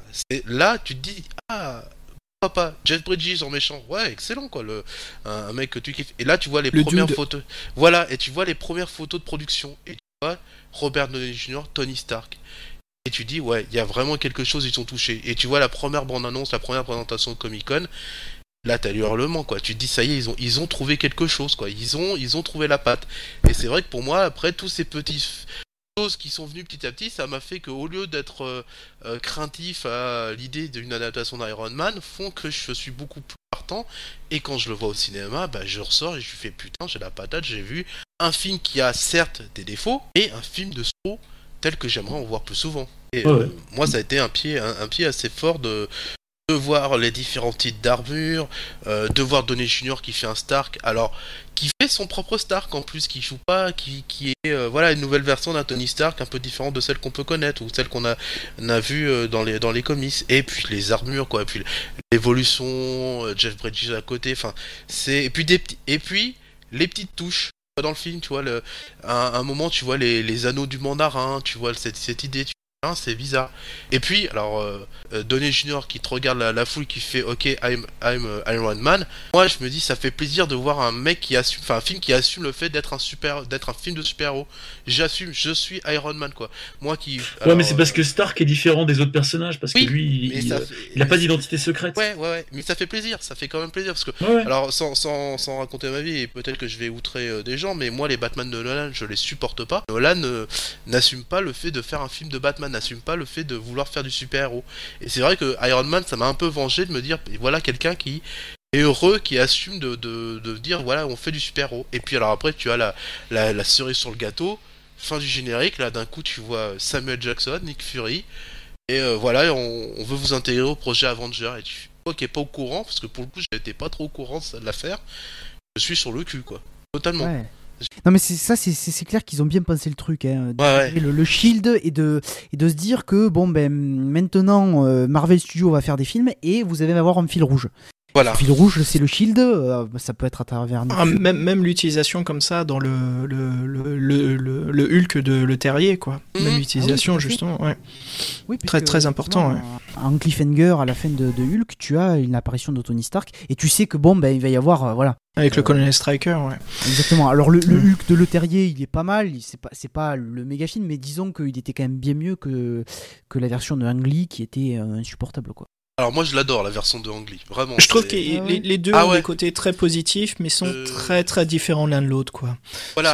Ang Lee, on est un peu plus dans le traitement et le travail psychologique de Hulk, petit garçon, hein, avec son père et puis lui. Après c'est vrai qu'il y a des côtés un peu clichés à deux balles, comme les chiens mutants et tout ça. Bon, mais le traitement de Hulk lui-même face à ce changement de son ADN, confronté à son passé assez trouble, est vraiment intéressant. Et puis après, on a un Hulk de Le Terrier qui est un peu plus comic book et qui respecte très très bien le comic book, surtout avec un Edward Norton qui est fan de Hulk. Et où Norton a beaucoup influencé Le Terrier à s'adapter un peu plus aux comics, de faire les choses un peu plus comme dans l'histoire. J'aime beaucoup le Ang Lee, et notamment pour ce que tu dis, l'aspect psychologique, le personnage l'acteur Eric Bana qui vraiment très très bon, et surtout la réalisation, pour moi il y a des points vraiment sympas dans ce film. Je veux dire, par exemple, tu sais, la séquence où petit Hulk est en train de, petit Bruce est en train de regarder cette porte, et on a cette porte qui s'ouvre tout doucement. Ouais. Et puis après on zoome rapidement à l'intérieur où on voit les yeux de Hulk, et là on comprend tout le côté psychologique où en fait cette haine, cette colère a toujours été enfermée en lui, mais c'est juste que la porte a toujours été fermée jusqu'au jour où on lui donne la clé qui est en fait justement la transformation physique de son corps, les rayons gamma. Donc voilà, il y a tout ce traitement-là qu'on fait beaucoup moins dans la version de Le Terrier. Oui, et Le Terrier, je trouve qu'il est très bien, et il vieillit très très bien aussi, je trouve. Vraiment, il est très très bon. Très bon, ouais. Et puis bien sûr, on prend un méchant très important de l'univers Hulk, quoi. On fait Abomination. Et et puis en plus on prend Tim Roth pour le coup. Exactement. Ça te fait un bonne chose, quoi. Vraiment. Moi, je t'admets que la version de Ang Lee, j'aime. En fait, si je le regarde, je sélectionne les chapitres. Parce que le film en lui-même, il m'ennuie, si tu veux. Si je le regarde d'un coup, il y a des séquences où je vais me faire chier.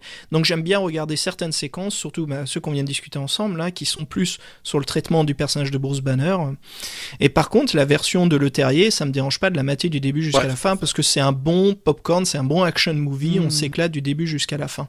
Et ce qui est intéressant aussi, ce qu'on n'a pas encore abordé, c'est le fait que les réalisateurs qui sont sélectionnés par Marvel Studios sont pas vraiment du même profil que les réalisateurs sélectionnés par la Fox ou par Sony. Oui.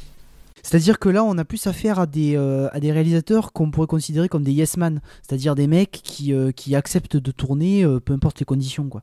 Ouais. C'est là où tu te rends compte que les films Marvel Studios, c'est des films de studio. Et je pense que c'est pour ça qu'un mec comme Kenneth Branagh se plante complètement quand il fait Thor. Il est pas du tout dans cette logique-là. Je suis pas vraiment d'accord, parce que moi, Thor, tu vois, je fais partie des gens qui le défendent, et j'aime bien Thor, le premier. Je trouve qu'ils ont bien choisi le réalisateur. C'est quelqu'un qui est du domaine du Shakespeare, quoi, qui a l'habitude de monter des pièces et des films adaptés de la littérature anglaise. Et Thor, avant tout, a ce côté très, très théâtre, très tragédie grecque. Enfin, version comics, hein, je dis bien entre parenthèses. Hein. Mais je trouvais que c'était un réalisateur bien choisi. Ah ben, il a été bien choisi, mais je pense qu'il s'est mon avis, je pense qu'il a été dans le mur du fait de se confronter à un système sur lequel lui, il est peut-être pas forcément à l'aise. Et tu vois, je dis pas que le lore est une grosse purge, hein, je suis pas forcément fan, mais je trouve que il reflète bien les limites du Marvel Studio, dans le sens où tu vois la première partie du film Thor, tout ce qui se passe sur Asgard, là, et tu arrives dans le côté terre à terre après, où je trouve le film très misérabilisme. Et certains de vous ont pu voir Thor 2 ? Oui. Voilà. Moi j'ai trouvé que c'était... je suis allé le voir il y a une semaine au cinéma. J'ai trouvé que c'était l'un de ces films de comic book movies qui est amusant à voir plusieurs fois de suite. C'est une réussite sur son point de vue, action, scénario. Je dis pas que c'est un film grandiose d'un niveau d'un Kubrick ou autre. C'est ce qui manque, je trouve. Bon, ça c'est un autre sujet, mais ça j'ai l'impression qu'on pourra jamais le trouver dans les adaptations de comic books. Ce côté artistique très développé du 7e art. J'ai l'impression que c'est une étape impossible pour eux de franchir. Mais bon, pour revenir dessus, j'ai trouvé que c'était un film très amusant, aussi amusant que le Hulk de Le Terriel ou Avengers le Avengers de Joss Whedon, ouais. J'ai trouvé que le Thor 2 était réussi de cette façon-là. Vous en pensez quoi, vous ? Moi, je trouve qu'il manquait clairement d'ambition, ce film. Et je trouve je crois que le budget est de quasiment 200 millions de dollars et tu te demandes où ils sont passés. Moi, honnêtement, je pense qu'ils se sont foutus de notre gueule, clairement, parce que c'est un film qui manque d'ambition sur le scénario. L'histoire est pas du tout intéressante, mais pas du tout. En fait, le scénario est secondaire, j'ai l'impression, dans ce film. Là, il aurait pu être intéressant, le scénario, si t'avais eu derrière, tu vois, de vraies batailles, de vrais enjeux, et en fait, tu les ressens pas. C'est-à-dire que là, tu sais que c'est la destruction de l'univers qui est en jeu, et en fait, on s'en fout, quoi. Et ça concerne quelques protagonistes. En plus, ce qui est caricatural, et ça fait donc la deuxième fois d'affilée que c'est le cas, et on le retrouvera dans Iron Man 3, c'est que tu remarqueras, il n'y a pas la présence du Shield, il n'y a pas de liant. Il y a pas de lien dans Thor 2. Tu as pas le fil rouge que tu avais dans toute la phase 1, que tu vas trouver dans Captain America, que tu vas bien sûr trouver à l'apogée de la phase 1 qui est Avengers et voilà, qui constitue le truc.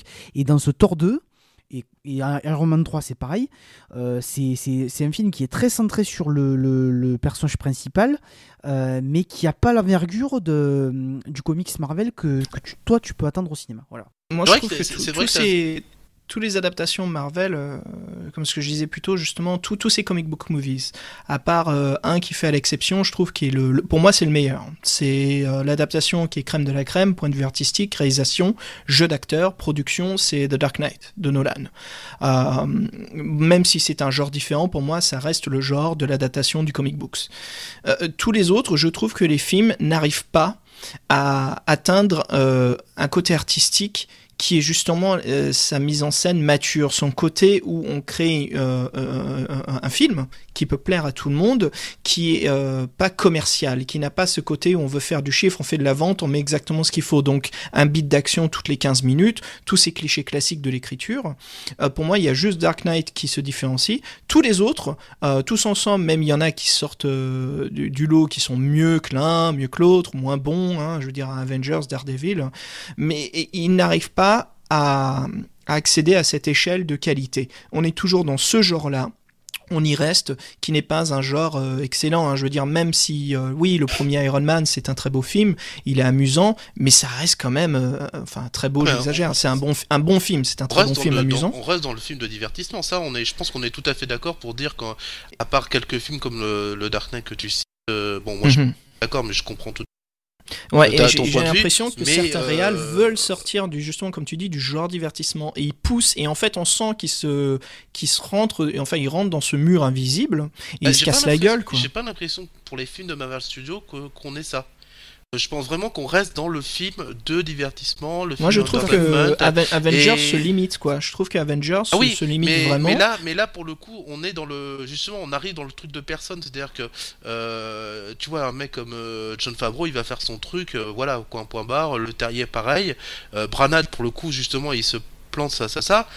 Joss Whedon, c'est un mec qui a démontré bien avant qu'il arrive à prendre les contraintes du média sur lequel il est pour essayer de faire ressortir ses propres thématiques. Quand tu vois Buffy, Joss Whedon, il est bien entraîné aussi dans le monde du comic book, c'est de la création. Lui, c'est l'un il excelle dans la création du personnage, en fait, Joss de l'écriture du personnage. Il a écrit des comics.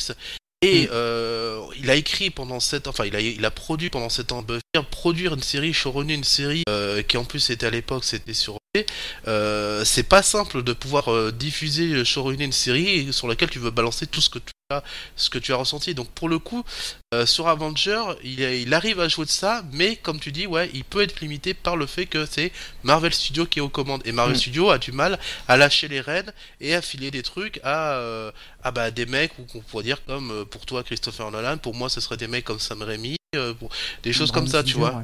Ouais. Ou Singer, Mais c'est ça, je trouve chanson d'un qu'il y autre, a un énorme blocage dans le divertissement et on arrive à un point où moi je trouve c'est l'étouffement en fait. Moi je trouve on est très proche, on n'y est pas encore, mais je sens qu'on n'est pas loin de la surexploitation du comic book movie. On arrive à un point où il y en a partout, on en a parlé un peu plus tôt, il y a les adaptations séries télé, hein. Là il y en a 5 d'un coup qui sont mis en avant via Netflix, c'est énorme, je veux dire, on va être dans la surexploitation et ce qui va se passer c'est que ça va... On y est déjà, moi. Mais ça va devenir tellement mainstream, et ça on le sait très bien, hein, le passé nous l'a bien démontré comme leçon. Tout produit qui devient trop mainstream, le consommateur l'oublie parce qu'on en a ras le cul. On a accès à cela partout facilement, et ça va tuer le genre. Et je pense qu'on s'y approche de plus en plus dans le comic book movie. Moi, je pense que déjà la première alerte, ça a été Captain America, parce qu'on n'en a pas parlé, et j'en veux pour preuve que Captain America, je pense que dans la phase 1, c'est peut-être le film le moins intéressant, mine de rien. Ah, bah tu vois, pour moi, c'est un de mes préférés. Moi, Captain America, je trouve ça bizarre, quoi. C'est un super origin story, et puis après, la deuxième partie du film, j'ai l'impression qu'ils savent pas quoi en faire. Un peu, ouais, c'est vrai, t'as pas tort. Mais moi, je trouve surtout que, pour le coup, ils arrivent à te montrer qu'on arrive à faire un bon film et à faire quelque chose de bien avec une icône qui est vraiment pas évidente. À faire un film qui est américain avec surtout pour les États-Unis encore, je veux bien croire, mais pour les Européens, pour les Asiatiques, tout ça, faire un film sur l'icône qui a le drapeau américain sur lui, c'est pas évident, et pour le coup, ils s'en sortent bien. L'excuse est excellente. L'excuse du costume a été très bien écrite dans le scénario, quoi. Voilà. Pourquoi Captain America porte ces couleurs-là ? En fait, il vend des Warbonds. Enfin, c'était bien écrit. Tout ça pour sortir des marques en fait qui font Captain America, mais qui sont un peu rétro aujourd'hui. Là, c'est bien mis en avant, c'est bien créé, quoi. On sort bien aussi parce que il y a une synergie. Il y a une synergie entre Marvel Studios et les comics en même temps. Et on le voit dans les comics qui sont influencés par les films et qui reprennent des éléments et vice-versa. Tu l'as dès le départ dans le sens où Samuel Jackson qui apparaît en tant que Nick Fury, c'est parce que dans les Ultimates, il te fait la joke, Dieu crée le Nick Fury noir qui a le physique de Samuel Jackson à l'époque. Et tu vois, et petit à petit, et donc tu vois le Captain America, ce qui est fort, c'est parce qu'il reprend à ce moment-là une imagerie et déjà des pistes du run du Captain America qui était à l'époque, celui de Brubaker, et qui était un des gros succès artistiques et commercial de la Marvel, quoi. Il y a vraiment une synergie aussi là-dessus, quoi. C'est très intéressant pour le coup, parce que moi, Captain America, je l'avais beaucoup aimé parce que j'aimais le run de Brubaker et parce que justement il m'offrait quelque chose de bien mal. Après, il faudra voir ce que ça va donner le Captain America dans le présent, ce qu'on va voir dans le prochain film, quoi. Là, ce sera intéressant de voir comment ils vont s'en sortir des pièces que peut se présenter. Tu vois déjà plus ou moins dans Avengers. Oui, et pour le coup, ça m'a beaucoup plu. Je sens qu'il y a une énorme influence qui se fait dans les films, hein. Surtout on l'a vu dans le Snyder, en fait, c'est beaucoup de films prennent exemple sur la trilogie de Nolan, c'est de créer ces univers un peu plus noirs et obscurs, quelque chose de plus mature, en fait. Et ça, on le retrouve même, ça influence tous les films qui se passent depuis, quoi, tous les super-héros movies. Et c'est quelque chose de dommage, parce que c'est à eux de créer leur propre univers, tu vois ce que je veux dire ? C'est ça qui est sympa, ce qu'avait fait, en fait, Favreau dans le premier Iron Man. Il a créé son propre univers, sa version. Oui, mais et ça l'a un peu suivi. Oui, mais dans un tout cohérent. C'est-à-dire qu'il crée sa version d'Iron Man, mais le producteur derrière sait pertinemment que tu fais Iron Man, mais derrière tu vas faire le point de chute, c'est Avenger. Et donc effectivement, chacun évolue dans son petit coin, mais avec toujours un fil rouge. Et Avengers, c'est l'aboutissement de tout ça. Par contre, moi je suis inquiet parce que Iron Man 3 et Thor 2 font vraiment figure de bande à part, quoi. Et tu vois, regarde par exemple, autant j'aime beaucoup Iron Man, autant Iron Man 2, je le trouve complètement plombé parce qu'il prépare beaucoup plus. Au lieu de se concentrer sur Iron Man, sur son personnage, il va te balancer la Veuve Noire, il va te foutre encore du Nick Fury à fond, il va plus être une espèce de fausse introduction encore à l'univers Marvel et à Avengers qu'un véritable film Iron Man. Ouais, mais c'est parce que je pense qu'ils savaient pas vraiment ce qu'ils voulaient faire avec Iron Man 2, qu'ils étaient peut-être trop pressés d'aller vers Avengers, mais qu'au final ils se sont rendus compte, merde, mais on n'a pas introduit d'autres personnages. Voilà, c'est ça le souci, je trouve qu'ils sont quand même arrivés à la bonne limite. Ouais, c'est pour ça que j'aime bien Thor 2, parce que certes, tu n'as pas de grand fil rouge, mais t'as toujours des petites touches, et le film reste quand même unitaire. Et tu le vois dans le comics, les univers Marvel, c'est-à-dire que tu peux être fan d'un personnage et lire que ses comics, et avoir une personnalité très forte dans, par exemple, les aventures de Thor. Tu as l'auteur qui va imprimer sa marque totale. Ça n'empêchera pas que tu prendras un comics Avenger avec Thor, qui sera un peu le Thor un peu différent et tout ça. Et dans Avenger, donc tu as quand même...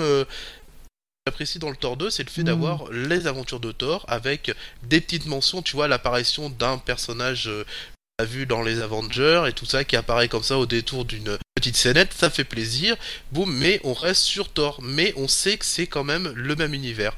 Ouais, moi, c'est ça. On reste dans le sujet de Thor, et puis en fait, tu sens que les réals et les scénaristes s'éclatent en fait à créer un film d'action divertissant, et n'hésitent pas justement à un peu s'écarter des normes du scénario, tant que le produit au final est amusant à regarder, quoi. Je voudrais juste finir sur Avenger, c'est quand même l'apothéose de la phase 1, et puis ça représente clairement peut-être sûrement le meilleur film de super-héros en groupe, quoi.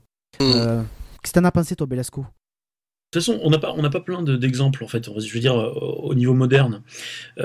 J'entends par là avec des moyens, avec des SFX récents, etc. On n'a pas beaucoup d'exemples. On a les X-Men, qui pour moi, j'ai pas aimé. Donc, bon, voilà. Sauf, j'ai bien aimé, comme je te disais avant le podcast, que j'aimais... Voilà, X-Men Origins, que j'ai bien aimé, mais pour d'autres raisons, parce que je trouve qu'il fouillait bien le passé des personnages, et c'était mieux mis en scène pour moi, encore une fois, que les 3 premiers X-Men. Donc pour le moment, on n'a pas de comparaison possible. Avengers est vraiment le truc le plus abouti. Maintenant, on verra quand il y aura Justice League, je ne sais pas, on pourra éventuellement comparer, ou même avec Avengers 2, pourra comparer. Alors si oui, on a un autre exemple, c'était Fantastic Four, mais comme on a dit tout à l'heure, c'était pas un bonheur à regarder.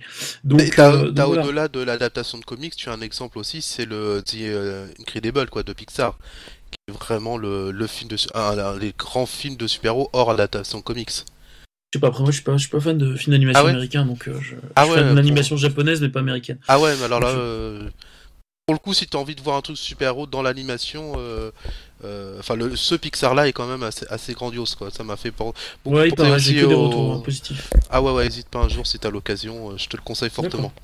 En tout cas, voilà, en film live avec des vrais acteurs. Pour l'instant, on n'a pas trop de points de comparaison, donc c'est un petit peu, bon, j'allais dire, c'est un peu difficile de dire que c'est bien, ou c'est un peu facile aussi de dire que c'est le meilleur. Encore une fois, moi, j'attends vraiment de pouvoir comparer avec Justice League. On verra ce que ça donnera. Et sur la suite des aventures des Vengeurs. Parler de cette overdose d'adaptation de comics en film, je pense qu'on est complètement dedans, et que c'est l'étape d'après, c'est que l'overdose elle aura lieu, on en aura marre, etc. Alors que moi, quand j'étais adolescent, c'était un rêve, donc je suis passé du rêve à l'overdose. C'est triste, hein, c'est ça justement que je voulais évoquer, comme tu dis, Belasco, c'est quand on était môme, ce qu'on est en train de voir, nous, la génération, et encore il y a celle de nos parents, ceux qui ont aimé les comics. C'est des choses qui se disaient, tu vois, on se disait à la cour de récré entre potes, c'est putain, t'imagines s'ils font un film de Marvel, enfin de certains personnages, s'ils font un film de Batman, bon, il y a eu celui de Tim Burton, mais après il y a plein d'autres héros, et maintenant on y est. Voilà, on y est, on a tout ce kiff, tu vois, c'est génial, mais en fait, c'est triste, mais on en a tellement. C'est ça. Que le marché, je sais pas si tu... en fait, le marché est bloqué, en fait, c'est ça où moi je reviens une saturation. Mais c'est saturation, mais à l'époque, avec les potes, je pense que vous c'était pareil, on faisait les castings. On disait tiens, je vois bien tel acteur dans le rôle de machin. Et ça se faisait dans Wizard Comics. Wizard Comics faisait les faux castings, ouais. Mec, là t'es en train de. C'est exactement. Mais c'était génial. Moi, je me souviens Wizard faisait What If. L'un des faux castings excellents, c'était le faux casting de. Alors rafraîchissez-moi la mémoire, mais c'était de Spawn, mais l'histoire des 2 flics, de Sam et Twitch. Sam et Twitch, il y avait un faux casting de Sam et Twitch où c'était un film sur Sam et Twitch, mais pas, tu vois, avec un petit peu l'univers de Spawn, mais avant tout, Sam et Twitch. Et il y avait beaucoup de. Et ça, c'est vrai qu'il y a toute cette époque qui disparaît parce que maintenant c'est plus nécessaire de rêver un peu, d'avoir ce genre de pseudo-fantasme, tu vois, fantasmagorique, de imagine, ils font Thor, putain, mais c'est jamais possible Thor. Et voilà, on en est au 2e opus déjà, on peut dire 2,5 avec Avengers. Ouais, mais c'est marrant parce que tu parles de Wizard. Je lisais beaucoup étant ado et même si ça sortait pas. Enfin, c'est sorti en France à un moment parce que Panini l'a édité. Mais c'était une version un peu pourrie. Super light, il y avait pas la cotation des comics à la fin évidemment. Mais Wizard, je sais pas si ça continue Wizard aux États-Unis. C'est possible. Je t'admets que ça fait longtemps que je me suis pas remis. Moi, j'ai juste gardé j'ai un Wizard de 2003 que j'ai gardé juste pour la cote de mes comics. Après, je t'admets que. Voilà. Moi j'avais su dans les années 90 et peut-être à la rigueur début 2000, mais je me rappelle notamment ils avaient des castings un peu fantasmagoriques mais qui parfois étaient assez justes, et notamment X-Men, ils avaient déjà fantasmé sur Patrick Stewart en Charles Xavier. Exactement. Mais qui d'autre mais tout à fait, ce que tu dis, il y a des choix, c'est tellement évident que... Mais à tel point qu'on l'a fait en 3D dans Wolverine machin là. On pouvait faire n'importe quel autre acteur en 3D, non, il fallait faire Patrick Stewart en 3D. C'est ça. Non, mais voilà, donc c'est assez intéressant, c'est marrant parce que c'était l'exemple que tu as cité, c'est exactement ce que je voulais citer, et Wizard était vraiment précurseur à ce niveau-là. Alors je les cite eux parce que c'était le canard numéro 1 aux États-Unis, mais en France on a Comic Box, qui est un petit peu comme ça, qui est arrivé longtemps après. Mais voilà. Donc aujourd'hui, il y a une espèce d'overdose. Et honnêtement, je pense que, mais là après, peut-être que j'anticipe sur la conclusion de ce podcast, mais je pense que les lendemains sont pas forcément très enchanteurs pour les adaptations, et on passera à autre chose, peut-être des adaptations, je sais pas, d'animés. Je sais que on parle de plus en plus de trucs. En fait, je pense qu'il se passe, Belasco, c'est que tous ces comic book movies vont passer par la passoire, on va en garder le meilleur, et en fait, le meilleur, ça va devenir l'écriture standard pour écrire un comic book movie pour qu'il puisse marcher. Ouais, c'est ça, parce que le problème, c'est pas tant l'essoufflement ou la surexploitation, c'est surtout que la plupart des trucs qu'on nous balance, c'est que c'est pas terrible. Mais tout ça, ça revient à l'origine du cinéma. Je veux dire, les années 40, c'était la surexploitation du polar. Pour y prendre un exemple beaucoup plus moderne, les action movies, les westerns, mais les action movies des années 80. Les action movies comme Die Hard et tout ça, maintenant sont passés à la passoire, et ça devient un genre, je vais pas dire rare, mais beaucoup moins commun au cinéma aujourd'hui.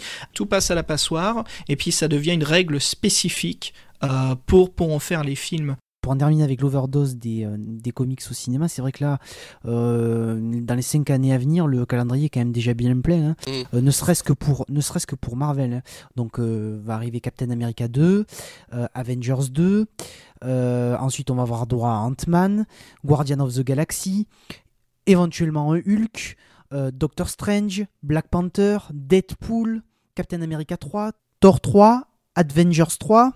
Et puis, côté télévision, Marvel Studios a également décidé de faire plusieurs partenariats, d'une part avec ABC et Agents of the Shield, dont on a déjà parlé, et d'autre part avec Netflix, avec 5 séries, avec Daredevil, Iron Fist, Luke Cage, Jessica Jones et The Defenders. Donc le programme est relativement chargé. C'est que Marvel, il y a DC qui arrive derrière aussi. Il y a DC qui arrive derrière. Et moi, je suis le fan de Deadpool, et honnêtement, j'ai très très peur. Alors, je parle même pas de la prémisse qu'on a vue dans le premier Wolverine Origins. Même si Ryan Reynolds me semble être un excellent acteur pour Deadpool, tout autant qu'il me semble un excellent acteur pour Green Lantern. Mais au final, j'étais déçu. Mais encore une fois, Deadpool, si c'est restricted, enfin si c'est moins de 16 ans, je crois, ou 13 ans, ça va être impossible. Pour réussir Deadpool, il faut le même traitement que par exemple Scott Pilgrim. Oui, c'est ça. Il faut ce traitement-là, un traitement irréaliste pour bien comprendre le personnage. Et je pense que en regardant ce que deviennent les films Marvel, surtout la bande-annonce là du Winter Soldier, je ne pense pas qu'ils vont se diriger vers cette conception-là pour ce Deadpool. Je pense que ça va être un Deadpool un peu pseudo-réaliste, un peu nunuche, mais il n'y aura pas en fait tout ce qu'on retrouve dans les comics. En fait, l'essence, il n'y aura pas de voix off, il n'y aura pas la voix de la raison, la voix de la folie, Deadpool qui se parle à lui-même, Deadpool qui drague des nanas, qui voit des femmes avec des gros seins partout. On verra pas ça, je pense pas. Après, je suis curieux quand même, parce que tu vois, et là pour le coup, les prochains films pour moi ça vont être importants, parce que ce que je trouve intéressant dans Tordo, c'est que c'est un film qui pour le coup se déconnecte de l'univers tel qu'il est montré dans Avengers pour proposer sa version, et tu vois que quand tu vois la scène finale qui est incroyablement Z et pourtant et ils la mettent pour préparer les Gardiens de la Galaxie. Moi je suis curieux de voir Gardiens de la Galaxie et Ant-Man pour voir si justement ils vont pas oser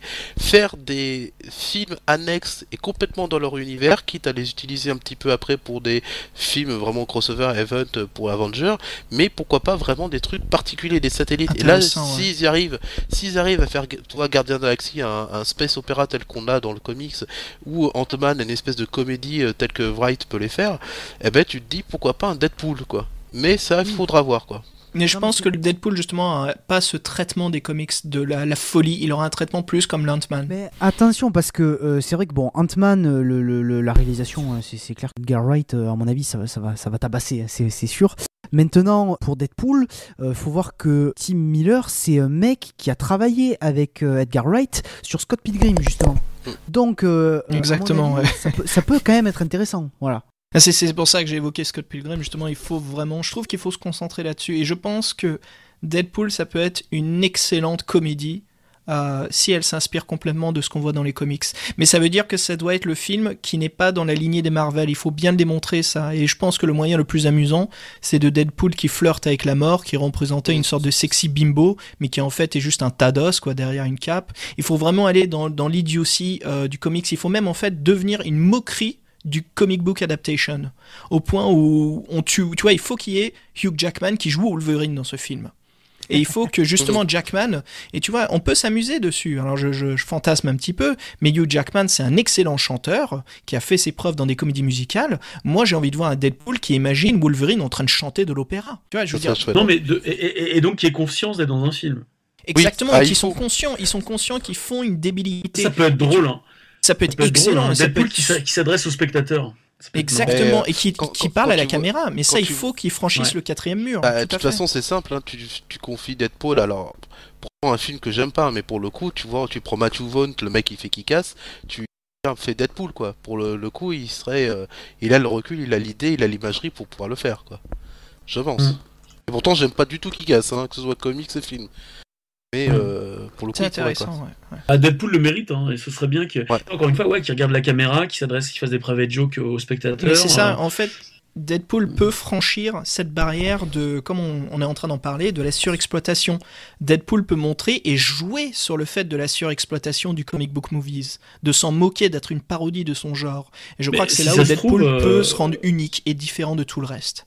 Mais si ça se trouve, Marvel le garde peut-être son arme secrète pour ce moment-là fatidique où ils sont arrivés à l'overdose pour relancer la machine peut-être. Tu vois là, on est en train de parler comme si on était ado, comme tu disais Belasco, avec le délire des castings. J'ai l'impression qu'on est en train de faire la même chose là pour Deadpool. Je voudrais juste dire un mot aussi sur les séries. Donc effectivement, on a dit que bon, actuellement il y a Marvel Agent of the Shield qui est pas du tout intéressant. Hein. Moi je regarde pas, ça m'intéresse pas moi. Le problème de cette série, 6e épisode déjà, il n'y a pas d'antagoniste, on voyage toujours dans le vide, le dernier épisode arrive enfin à présenter le background des personnages, et c'est problématique parce que c'est l'un des avantages d'avoir Joss Whedon au scénario, mais ça se fait qu'au 6e épisode, c'est une série très lente à démarrer, qui commence à rentrer dans cette routine du mini-scénario chiant, et en effet, quoi, ça a beaucoup de mal à démarrer. Et pourtant, c'est bien dommage car elle a un casting très intéressant. Et le Shield, avant tout, c'est quand même un symbole important de l'univers Marvel où on peut créer pas mal de possibilités scénaristiques intéressantes. Tout à fait. Mais après, bon, faudra voir avec les projets Netflix, ouais. Je pense que The Shield va prendre un peu de temps à démarrer. Je pense que c'est juste peut-être c'est les pièces. Je sais qu'il y a des pièces de l'échiquier qui se mettent en place là, parce que le 2e épisode nous prépare un antagoniste important. Le 5e et 6e épisode prépare le background des personnages. Donc voilà, on est en place, mais c'est chiant et c'est lent. Mais ils ont intérêt à dépêcher, hein, parce que bon, au niveau audience, c'est pas top, hein, c'est quand même une chute assez forte, quoi. Terminé, à la limite, on va même juste un mot sur X-Men Days of Future Past, qui à mon sens, c'est quand même aussi une réponse claire aux Avengers de Marvel Studios. Alors là, je pense qu'on peut s'attendre à du lourd. Jérôme, qu'est-ce que tu en penses, toi ? Bah, comme tu dis, moi, tu sens que c'est la réponse. Tu sens, voilà, l'influence du succès d'Avengers. Là, ils te sortent une idée d'un film qui va reprendre le First Class, mais qui va se lier au premier X-Men de Singer, donc Singer qui revient. Et puis ce casting, enfin pas le casting, mais le fait d'en foutre de cinquantaine de mutants. Et puis ouais, et même essayer de lier, reprendre les personnages qui sont un peu dans le flou juridique de la sorcière rouge et de Vif Argent. Enfin, tu vois, tu sens le mec, ils veulent essayer de relancer une franchise X-Men en se disant, mais on a des satellites, on a un gros univers X-Men, il faut qu'on essaie de le booster pour pouvoir essayer d'aller dans la lignée de Marvel, de Disney, qui a la puissance et le matériel pour couvrir tout. Parce qu'en fait, le truc aussi qui est très fort avec Marvel Studios, c'est que c'est du cross-média. C'est les mecs, ils te font des films et derrière t'as les dessins animés, tu as le comics, tu as les jeux vidéo, tu as tout, quoi. Et c'est ce que, à mon avis, la Fox avec les X-Men a envie d'avoir, quoi. Après, artistiquement, je l'attends pas plus que ça. J'attends de voir. J'attends de voir. Bah écoute, Singer, pourquoi pas. Moi, j'ai un réalisateur que j'aime beaucoup. Bon, j'ai pas vu son dernier film, mais je fais partie de cette petite caste qui adore le Superman Returns.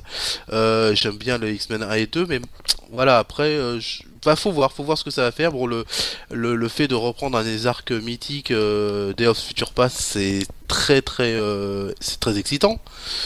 Et voilà, après, faut voir. Moi, je suis toujours un peu maintenant dans une attitude un peu craintive. Hein. J'attends de voir pour vraiment m'enthousiasmer. Si c'est bien, je suis heureux. Si c'est pas bien, au moins, je me serais peut-être pas trop enthousiasmé pour rien, quoi. Mais j'attends de voir. Il y a des bonnes choses, il y a des... Ouais, pourquoi pas. Mais bon, J'attends de voir. Je te dirai ça l'année prochaine quand il sortira, hein, si c'était mortel. Je suis pas forcément fan du First Class aussi, faut dire, hein, mais je trouvais ça sympathique, mais un peu comme une comédie à la Austin Power, en fait. J'ai l'impression en fait qu'ils sont en train de prendre, qu'ils font autant attention, on dirait, hein, au point de vue artistique, qu'au point de vue scénariste. Car à ce qu'on a vu dans la bande-annonce, ce qui est de peu, et bon, je parle un peu trop vite, hein, mais c'est le ressenti que j'ai. J'ai l'impression qu'on prend le meilleur de Days of Future Past, bien sûr la première saga, et après on prend le meilleur de Days of Future Past qui était ressorti, vous vous souvenez, dans les années 90.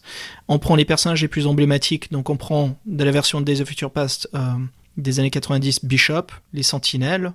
Bon, les Sentinelles existent aussi dans la version des années 70.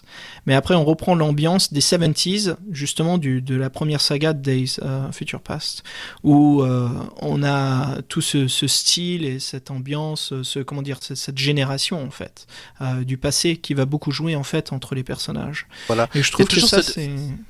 Il y a toujours cette bonne idée aussi de l'ancrer dans un vrai contexte historique réel, là, qui est les 70, de Nixon, le Watergate, enfin tout ça, et ça c'est très intéressant. Mais ça c'est obligatoire maintenant chez la Fox, quand ils écrivent les X-Men, ils ont bien vu que, comme on en parlait un peu plus tôt, hein, mais le Missile Crisis avec les X-Men a très bien marché, donc là, voilà, comme tu dis, Watergate maintenant, en fait ça marche tellement qu'on prend des moments spécifiques maintenant de l'histoire. Vraiment des moments très importants. Mais je suis vraiment curieux de voir justement ce mélange des deux épisodes. Belasco, aussi, il faudrait que tu nous en dises ce que tu en penses, parce que moi, le côté 70s et 90s des deux versions de Days of Future Past mélangés dans un seul script, je suis vraiment curieux de savoir comment ils vont faire fonctionner le scénario.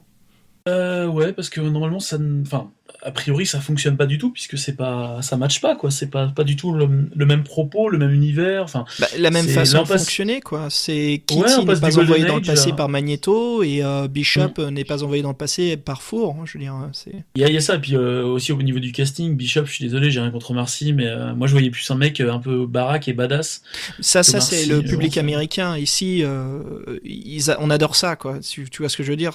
Ici, ils ont essayé de faire ça avec Jean Dujardin, mais Dujardin est un peu trop Frenchy et très attaché à son patrimoine français, donc n'a pas voulu justement s'exploiter en France. Après, on a d'autres acteurs, actrices françaises qui aiment beaucoup ça, comme bien sûr une qui a eu l'avantage de travailler avec Christopher Nolan, hein, Marion Cotillard, qui aime ça, qui maintenant se dédie beaucoup au cinéma américain. Et justement, l'acteur qui joue Bishop, Omar Sy, voilà, et j'ai l'impression qu'Omar Sy lui fait plaisir, en fait. Et le public américain aime beaucoup ça, en fait, parce que ici, le 7e art, avant surtout, c'est le cinéma français. Hein. Ici, le public américain voit bien le cinéma français comme quelque chose de très fort et prononcé artistiquement. Et donc d'intégrer des acteurs ou des réalisateurs dans des films, surtout des comic book adaptations, hein, comme on se disait plus tôt avec Jérôme, tu vois, des films de divertissement qui ne sont pas du tout dans la qualité. Eh bien justement, c'est d'ajouter ces choses-là de qualité dans des films de divertissement, pour essayer justement de transformer ce film de divertissement en quelque chose d'un peu plus grand. Je crois que tout a été dit. Donc j'espère qu'on se retrouvera dans quelques mois pour rediscuter donc, des X-Men et en espérant ne pas être déçu par X-Men Days of the Future Past.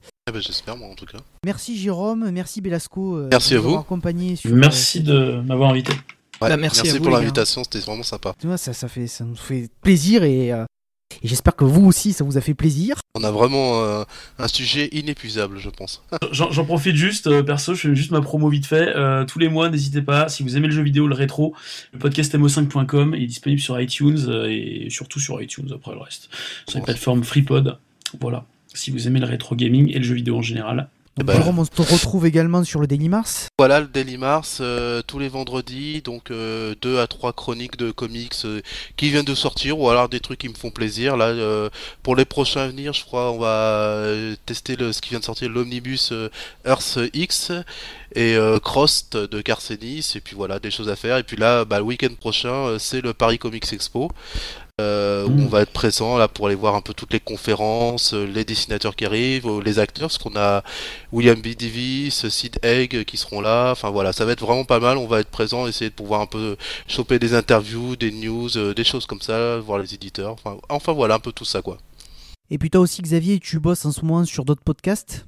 Alors si vous souhaitez me suivre sur une autre chaîne podcast que je fais avec Clément qui est mon invité sur certains épisodes, c'est sur le réseau ToSeti, www.to-seti.org/podcast. Vous y retrouvez des podcasts, un surtout du nom de Betamax Break Room, où l'on discute, critique et analyse des films, un podcast vraiment dédié à la cinématographie, et un deuxième aussi un peu plus geeky, hein, sur la pop culture, qui est sur les livres dont vous êtes le héros. On discute un peu de ces livres qui ont bercé un peu notre enfance. Et bien voilà les amis, ce podcast est terminé. Merci de nous avoir écoutés jusqu'au bout. Je vous donne rendez-vous le mois prochain pour un nouvel épisode. À bientôt. Au revoir. Ciao ciao. À bientôt tout le monde.